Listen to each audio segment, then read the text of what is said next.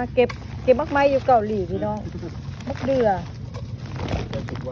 ซุปบุเมียนเราเพิ่งผู้เจ็บคนเสี่ยวค่อยเก็บบักกันหอม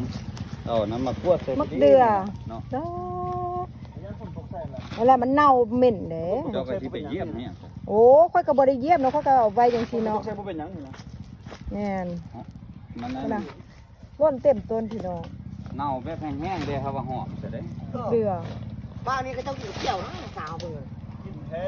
โอ้กับลาบ กับลาบเกี่ยวนะ แม่นแล้วค่อยก็ยังเอาไปกินกับลาบมันแซ่บได้ตอนดิบหั่นน่ะแม่เรา แล้ว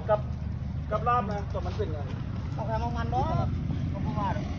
โอ้ยจำเกลือกับแซ่บในอันเดือกับแซ่บมากอันนี้แต่ว่าต้องดิบสุกนี่เขาก็บ่เคยเห็นจักเทื่อ เอาไงลูก เอา หวาน อยู่ ลูกนี่เป็นเกลือป่า หวานแล้วติค่อยซีมพอแห้ง มันล่นแล้วเป็นเกลือป่า ตอนนี้เขาก็ว่าเพิ่นสิหวาน คือกับอันเขาขายอันที่ว่าเขาไปซื้อต้นมาปลูกนะ มันตัวเมียนแนว มันคนละแนว ชุกแล้วเป็นจะไงยืดซื่อวะ เดี๋ยวก็จะแก่ให้เบิ่งพวกเจ้าว่ามันสุกมันเป็นอย่างเดิม ยืดซื่อ นี่ วะ เป็นยาก โอ้มันอยู่ซื่อๆมันบ่หวานบ่เวิร์ดหยังอันนี้ เดือดบัวหมัก นี่ ก็เป็นเปียกแบบนั้นนะ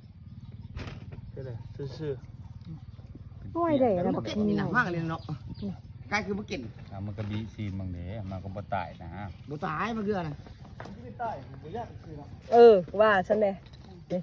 มากบักใหญ่ๆพี่น้อง มันดีตาเนี่ยกินแล้วตาใส่เลย มันน้อยฮะแล้วมันเป็นยังไงมันน้อยเลยผม แม่นมักน้อยฮะคนมากเอาไปกินกับแจ่วกับป่นน่ะ คนกับเจ้าเล่นกระดอกกระแดกคนนี้ โอ้ยพวกเจ้าบอกแม่สุกเต็มต้น ทั้งกับบางคนของมันซื้อ ของเฮาก็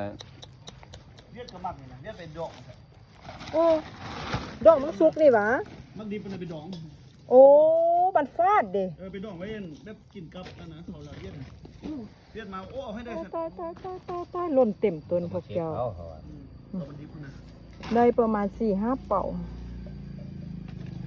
เบิ่งต้นเพิ่นแม่ต้นบักใหญ่ๆนึงเป็นห่มเอาแท้ว่า เดี นี่ ยว นะ ก็บ่ใหญ่พันเดียว ลำมากค่ะก็ให้ว่างาได้ให้นะจนวันลามลูกเป็นแท้เป็นว่าสะอ่อน เกิดเบียร์บ่มีเนาะ ดีแท้นี่ขึ้นอยู่เลยว ะวานค่อยกระหลายอยู่แต่ว่าบ่ฮู้มันสิแนวรุ่นเยอะนี่บ่ก็บ่แม่นเอาของเจ้านี่บ่ไปนะ เป็นน้ำดิบ มาพากันเจ็บอันมักเดือพี่น้องหน่วยเลยก็ซานอุปู เลยมันคือเป็น นี่แหละงามเอาไปเฮ็ดปุ้นเอาไปให้ป่ากินพี่น้อง เดี๋ยวเปล่าขออนุญาตต้อง ก็โหค่อยกันแล้วเอาไว้แสลงแห้งหั่นนะมันรูปเขาขอดกล่องไว้แล้วก็กับ คุณน่าซื้อไหม ผู้ใส่หน้า คนก็มักคือกันทำผู้ใดมัก เต็ม มันมักเกลือมันมีหลายชนิดเดี๋ยวปลาก็มี แม่นนี่ก็เป็นเดือป่า เดี๋ยวปลาน้อยๆก็นี่นี่ เนาะ